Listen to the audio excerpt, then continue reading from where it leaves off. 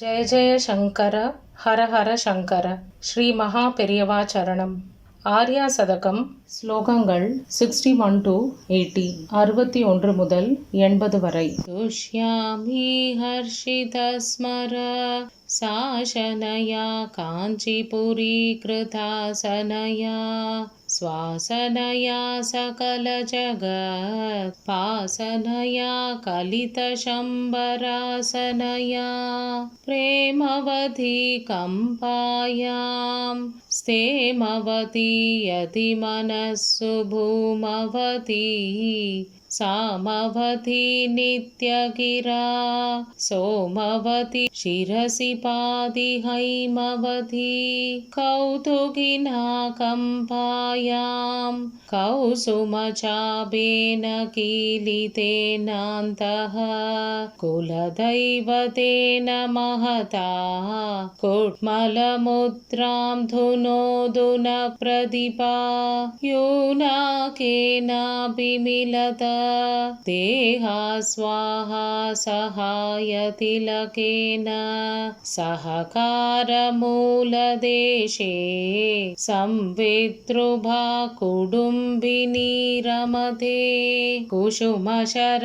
गर्वसम्पत् कुसुमचर गर्वसम्पत् घोषगृहं पादिकाञ्चिदेशकथं स्थापितमस्मिन् कदमपि कोपितमन्धर्मया मनोरत्नं तप्तषडद्वारण्यं तरदलितकुसुम्भसम्पृतारुण्यं कलये नवधारुण्यं कम्बातडसीम्नि किमपि कारुण्यम् अधिकाञ्ची वर्तमानाम् अदुलां करवाणि भारणामक्षनोः आनन्दभागभेदाम् अरुणिमपरिणामगर्वपल्लवितां बाणशृणिपाशकार्मुग पाणिममुं घमपि कामपीडकथम् येणतरकोणशूठं शोणिमपरिभागभेदमाकलये किं वा फलति ममान्यैः बिम्बादरचुम्बिमन्दहासमुखी सम्बाधकरी तमसाम् अम्बा जागर्ति मनसि कामाक्षी मञ्जे सदा शिवमये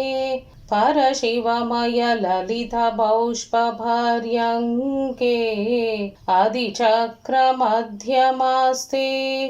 कामाक्षी नाम किमपि मम भाग्यम् लक्ष्योऽस्मि कामभीटी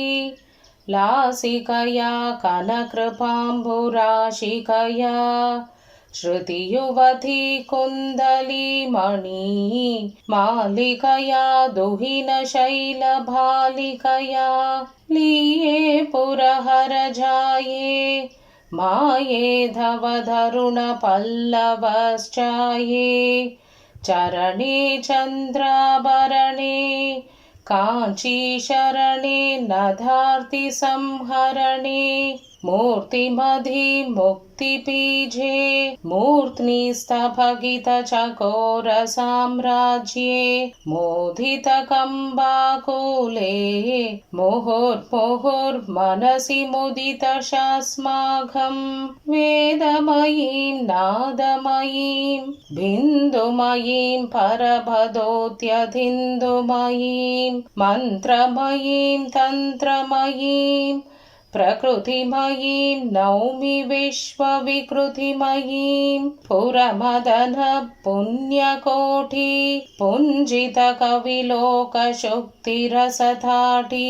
मनसि मम कामकोटि विहरतु करुणा विभागपरिपाटी कुटिलं चटुलं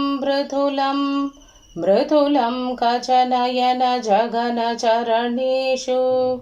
अवलोकितमवलम्बितं अधिकं बाधडममेयमस्माभिः प्रत्यङ्मुख्या दृष्ट्या प्रसाददीपाङ्गुरेण कामाक्ष्या पश्यामि निस्तुलमहो पचेलिमं किमपि परशिवोल्लासं विद्ये विधातृविषये घात्यायनी काली कामकोटिकले भारती भैरवी भद्रे शाकिनी शाम्भवी शिवे स्तुवे भवती मालिनी महेशचारिणी काञ्चीकेलिनी विभक्षकालिनी ते शूलिनी विद्रुमशालिनी सुरजनपालिनी कपालिनी नमोऽस्तु देशिक इति किं शङ्घे तत्तादृग्धवतु धरुणिमोन्मेषः कामाक्षी शूलपाणेः कामागमसमययज्ञदीक्षायाम्। जय जय शङ्कर हर हर शङ्कर श्री महापेरियवा चरणम्. ஆர்யா சதகம் ஸ்லோகங்கள் 61 to 80.